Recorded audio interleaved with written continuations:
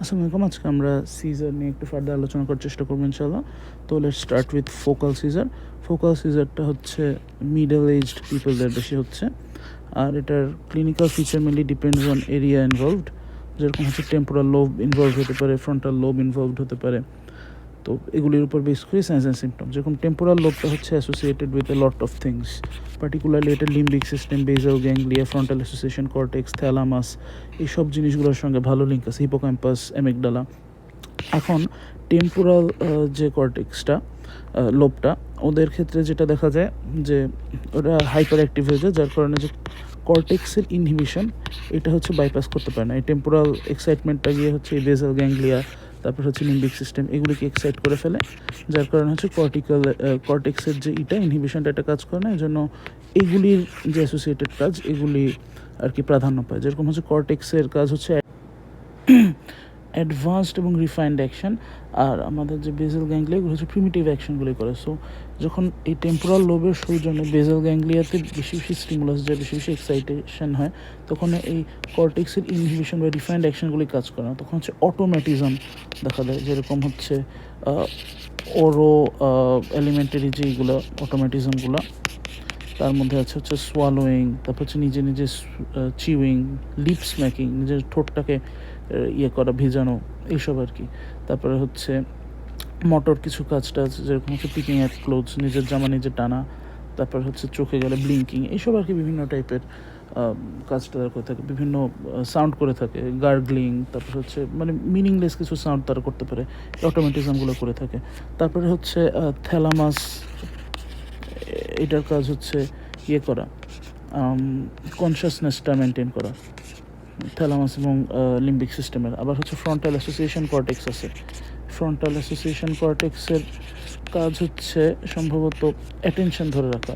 তো এই জিনিসগুলো ডিসরাপ্টেড হয়ে যায় due to extreme levels of electrical activity from temporal lobe. সেজন্য দেখা যায় ইম্পেয়ার্ড অ্যাওয়ারনেস, কনসেন্ট্রেশন থাকে না। তো সেই জন্য হচ্ছে দেখা যায় যে ব্ল্যাঙ্কলি একটা স্টেয়ারিং অ্যাপিয়ারেন্স থাকে অ্যাওয়ারনেসের জন্য, মানে অ্যাওয়ারনেস না থাকার জন্য, যে হঠাৎ করে একটা কাজ করতেছে, হুট করে একটা অন্যদিকে তাকায় রয়েছে, অনেকটা হচ্ছে অ্যাটেনশন ডেফিসিয়েন্সি, যে হাইপার অ্যাক্টিভিটি ডিসঅর্ডার। তো এটা অনেক ক্ষেত্রে মিসডায়াগনোসিস হতে পারে, তো something to keep in mind. তারপর হচ্ছে model drowsy state in postictal period থাকতে পারে, এগুলো সব ক্ষেত্রেই। ফ্রন্টাল লোবের ক্ষেত্রে হচ্ছে আমাদের দুইটা পার্ট আছে, একটা হচ্ছে প্রিফ্রন্টাল কর্টেক্স, যেটা হচ্ছে বিহেভিয়ার মেনটেন করে। সো এটার লেশনের জন্য বিজার বিহেভিয়ার ডেভেলপ করতে পারে। আবার হচ্ছে আমাদের এখানে ব্রেনের মোটর, প্রাইমারি মোটর কর্টেক্সও আছে। সো মোটর অ্যাক্টিভিটিগুলো ওরা নিয়ন্ত্রণ করে। তো এইটার যদি অ্যাবনর্মালিটি হয়, এক্সেসিভ ডিসচার্জ হয়, তো দেখা যাবে যে বিজার মোটর অ্যাক্টিভিটিসও দেখা যেতে পারে, যেরকম ইল ডিরেক্টেড মোটর অ্যাক্টিভিটিস, তারপর হচ্ছে লিম্ব পশ্চারিংয়ে সমস্যা, স্লিপ ওয়াকিং, এই জিনিসগুলো আর কি অ্যাসোসিয়েটেড থাকতে পারে। তো এই মোটামুটি আমাদের মেজরিগুলো। এছাড়া হচ্ছে ফ্রন্টাল লোবের প্রসঙ্গে বলে ফেলি যে জ্যাকসনিয়ান এপিলেপসি হতে পারে। এটার ক্ষেত্রে হচ্ছে হিপোক্যাম্পাল এরিয়া বরাবর আর কি স্প্রেড অফ এপিলেপসি হয়, যেরকম হচ্ছে ফার্স্টে ফিঙ্গার্স, তারপরে হচ্ছে হ্যান্ড, আর্ম, ফেস, এভাবে হচ্ছে এপিলেপসির ইয়েটা স্প্রেড হয়। এটা হচ্ছে মোটর কর্টেক্স, প্রাইমারি মোটর কর্টেক্সেরই একটা ইয়ে এপিলেপসি। তারপর আরও হচ্ছে জেলাস্টিক এপিলেপসি। জেলাস্টিক এপিলেপসি হচ্ছে হিপোক্যাম্পাস এরিয়া যদি কোনো সমস্যা হয়, পার্টিকুলার যদি হ্যামাটোমা ডেভেলপ করে, এক্ষেত্রে দেখা যায় যে হিপোক্যাম্পাস তো ইমোশনের সঙ্গে জড়িত। সো হঠাৎ করে এরকম কান্না করতেছে বা হঠাৎ করে হেসে উঠতেছে, এইসব আর কি প্রেজেন্টেশন দেখা দিতে পারে। তো এটা treatment in case of focal seizure হচ্ছে ফার্স্ট লাইন ল্যামোট্রিজিন, পার্টিকুলারলি এটা হচ্ছে female patients of child bearing এজের ক্ষেত্রে ল্যামোট্রিজিন, এবং নন ফিমেল হলে, মেল হলেও বা নন চাইল্ড বিয়ারিং এজ হলেও ল্যামোট্রিজিনই ফার্স্ট লাইন। এছাড়া হচ্ছে ক্লোনাজিপামও অনেক ক্ষেত্রে বলা হয় ফার্স্ট লাইন ফর এই population, but it's best not to say that. Second line হচ্ছে লেভিটেরাসিটাম এবং সোডিয়াম ভ্যালপ্রেট। সোডিয়াম ভ্যালপ্রেট হচ্ছে চাইল্ড বিয়ারিং এজে দেয় না, সেক্ষেত্রে শুধু লেভিটেরাসিটামিদ বলে। আর সোডিয়াম ভ্যালপ্রেট হচ্ছে চাইল্ড বিয়ারিং এজে আর কি মোর ইন্ডিকেটেড। ইনফ্যাক্ট অনেক ক্ষেত্রে সোডিয়াম ভ্যালপ্রেটটা পার্শিয়াল সিজার ইন্ডিকেটেড করেই না, ওটা মেইনলি হচ্ছে জেনারেলাইজড টনিক ক্লোনিকের জন্য বেশি অ্যাপ্রোপ্রিয়েট। এরপরে আসি আমরা সেই জেনারেলাইজড টনিক ক্লোনিক সিজার্সে। তো নাম থেকে আমরা অনেক কিছু বুঝে ফেলতে পারবো, এটা জেনারেলাইজড সিজার, ফুল ব্রেন ইনভলভ করতেছে। টনিক ক্লোনিক একটা টনিক ফেজ থাকতেছে, একটা ক্লনিক ফেজ থাকতেছে। টনিক বলতে হচ্ছে যে এখানে রিজিডিটি থাকবে, টোন বেড়ে যাবে। ক্লনিক বলতে হচ্ছে এখানে অ্যাবনর্মাল মুভমেন্ট থাকবে, অর্থাৎ ক্লোনাস থাকবে। সো এই জেনারেল টনিক ক্লনিক সিজারে সেটাই থাকতেছে। টনিক ফেজে হচ্ছে একটা রিজিড এবং আনকনশিয়াস স্টেটে চলে যাবে পেশেন্ট, যার কারণে তারা ধূপ করে যদি দাঁড়ানো অবস্থায় থাকে, ধূপ করে আর কি সামনে পড়তে পারে, সেক্ষেত্রে রিস্ক অফ ফেশিয়াল ইঞ্জুরি থাকতেছে।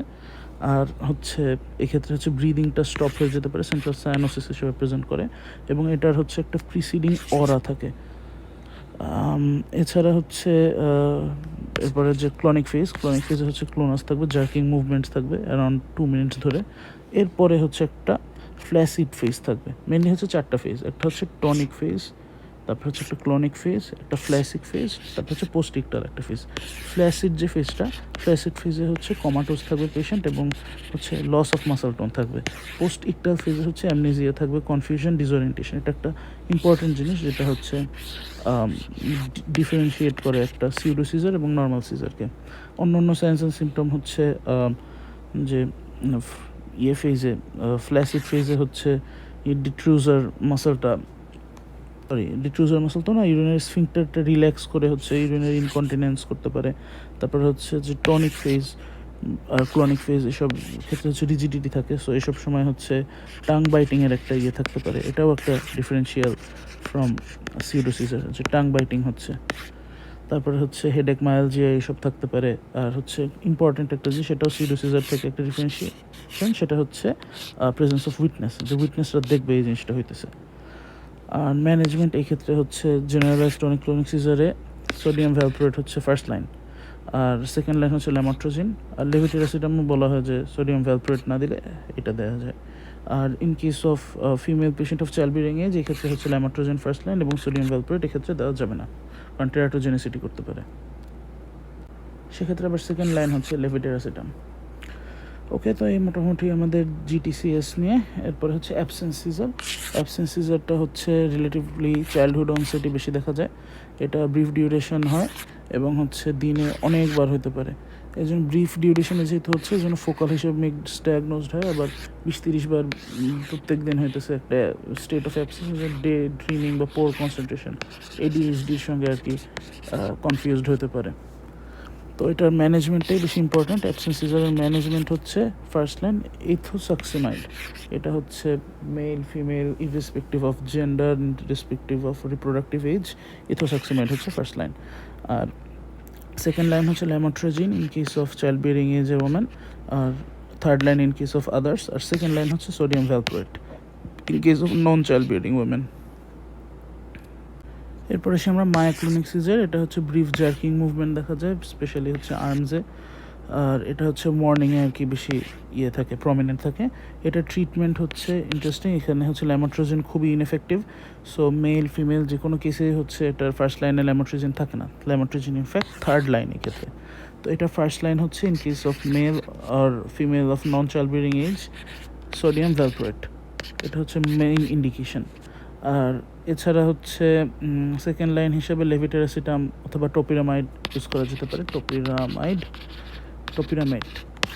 তো এইটা in case of females of child bearing age, এটা তো ফার্স্ট লাইন হতে পারে না। সো লেভিটেরাসিটাম হচ্ছে ফার্স্ট লাইন, এবং সেকেন্ড লাইন হচ্ছে লেভিটেরাসিটামের অ্যাড অন থেরাপি, মানে এটা ডোজ বাড়ায় দেওয়া, অথবা হচ্ছে এর সঙ্গে টোপিরামাইড যোগ করা। আর অ্যাটনিক যেটা হচ্ছে loss of muscle tone without unconsciousness. Atonic নামের মধ্যেই আছে যে loss of muscle tone. Tonic হচ্ছে উল্টা, ইনক্রিজ মাসল টোন এবং হচ্ছে লস অফ অ্যাওয়ারনেস। এখানে হচ্ছে এটা থাকবেই লস অফ অ্যাওয়ারনেসটা, বাট অ্যাটনিক হচ্ছে প্লাস মাইনাস ছিল। ক্লনিকটা হচ্ছে জিটিসিএস এর সিমিলার, শুধু হচ্ছে যে টনিক ক্লনিক সিজারের জায়গায় শুধু হচ্ছে ক্লনিক সিজার। সো এটা জিসিএস আমরা বলতে পারি এক টাইপের। তো এই মোটামুটি আমাদের আলোচনা রিগার্ডিং টাইপস অফ সিজার। এরপর আসা যাক ইনভেস্টিগেশনসে মেনলি আমাদের 2টা কোয়েশ্চেন। আসলে এটা এপিলেপসি কিনা, এবং যদি এপিলেপসি হয়ে থাকে দেন কোন এরিয়ার লেশনের জন্য এপিলেপসি হচ্ছে। তো ক্লিনিক্যালি আমরা ম্যাক্সিমাম অ্যান্সার পেয়ে যাই, বাট কিছু অ্যাডজাঙ্ক্ট আর কি আমাদের টেস্ট করা দরকার। তো আদৌ এপিলেপসি কিনা, ট্রু এপিলেপসি না সিজার, সিউডো সিজার, এটা দেখার জন্য আমরা হচ্ছে ক্লিনিক্যাল রিঅ্যাসেসমেন্ট করি। তো আমাদের যদি কনফিউশন থাকে সেক্ষেত্রে হচ্ছে আমরা অ্যাম্বুলেটরি ইইজি বা ভিডিও টেলিমেট্রি করে থাকি। আর যদি ট্রুলি এপিলেপটিক হয়ে থাকে দেন হচ্ছে আমরা কজটা বের করার চেষ্টা করি। এটা কি ইনফেকশনের জন্য হয়েছে, কোনো স্ট্রাকচারাল নর্মালিটির জন্য হয়েছে, কোনো মেটাবলিক ডিসঅর্ডারের জন্য হয়েছে, এই জিনিসগুলো অ্যাসার্টেন করে থাকি। তো স্ট্রাকচারাল লেশন দেখার জন্য আমরা এমআরআই হচ্ছে গোল্ড স্ট্যান্ডার্ড। আর যদি কোনো কারণে এমআরআই কন্ট্রাইন্ডিকেটেড থাকে সেক্ষেত্রে আমরা সিটি স্ক্যান করে থাকি। মেটাবলিক ডিসঅর্ডারগুলির জন্য আমরা হচ্ছে ইলেকট্রোলাইটসগুলো দেখি, যে ক্যালসিয়াম, তারপর হচ্ছে ম্যাগনেসিয়াম, সোডিয়াম, এগুলোর জন্য হয়তো পারে দেখছিলাম। তারপর হচ্ছে liver function test, renal function test করে, যেমন urea renal function test indicate করে। তারপর হচ্ছে আমাদের হাইপোগ্লাইসিমিয়া আমরা দেখছিলাম একটা কজ, সো হাইপোগ্লাইসিমিয়া আমরা অ্যাসেস করি। মেইনলি হচ্ছে আমরা যে কজেস অফ জেনারেল টনিক ক্লনিক সিজারের মধ্যে দেখছিলাম যে মেটাবলিক কজগুলো, সেগুলির প্রত্যেকটা টেস্ট আর কি। আর ইনফ্ল্যামেটরি বা ইনফেক্টিভ কজের জন্য আমরা মেইনলি ইনফেক্টিভ কিনা বা ইনফ্ল্যামেটরি কিনা দেখার জন্য আমরা ফুল blood count with PSR and CRP করে দেখি, এটা ইনফেকশাস কিনা এটা ডায়াগনোস করে। আর চেস্ট এক্সরে রুটিন আর সিএসএফ অ্যানালাইসিস এবং সেরোলজি দিয়ে আমরা হচ্ছে এক্স্যাক্ট পজিটিভ এজেন্টটা বের করার চেষ্টা করি। এরপরে হচ্ছে আমরা ফার্দার কোন এরিয়া লেশন দেখার জন্য ইইজি করে দেখি, ইলেকট্রো এনকেফালোগ্রাম। এখানেও ইসিজির মতো লিড বসায় হচ্ছে আমরা ইলেকট্রিক্যাল অ্যাক্টিভিটিটা অ্যাসেস করি। তো মোটামুটি আমাদের ইনভেস্টিগেশন আর ট্রিটমেন্ট তো আসলে ইন জেনারেল আমরা বলে ফেলছি প্রত্যেকটা আলাদা আলাদা আলোচনা করার সময়। এখানে হচ্ছে এই চারটায় আমরা ফার্মাকোলজিক্যাল এজেন্টগুলির একটা রিক্যাপ পেতে পারি। তো মেইনলি হচ্ছে ইথোসাক্সামাইড, ল্যামাট্রোজিন, সোডিয়াম ভ্যালপ্রোটেমল, লেভোটিরাসিটাম, এইগুলি আমাদের মেইনলি কনসার্ন। বেনজোডাইজেপিনটা হচ্ছে এখন first line for acute cases, আর অন্যান্যগুলো more or less obsolete. Carbamazepine sometimes use করা হতে পারে first line for some cases of partial seizure, যদিও এটা খুব একটা সেফ না, অনেক সাইড এফেক্টস আছে। সাইড এফেক্টগুলো আমরা জানি from pharmacology, so I am not really gonna repeat this. And মোটামুটি এই হচ্ছে আমাদের সিজনে আলোচনা। লাস্ট একটা পর্বে আশা করি আমরা স্ট্যাটাস এপিলেপটিকাস নিয়ে আলোচনা করবো ইনশাল্লাহ। আসসালামু আলাইকুম।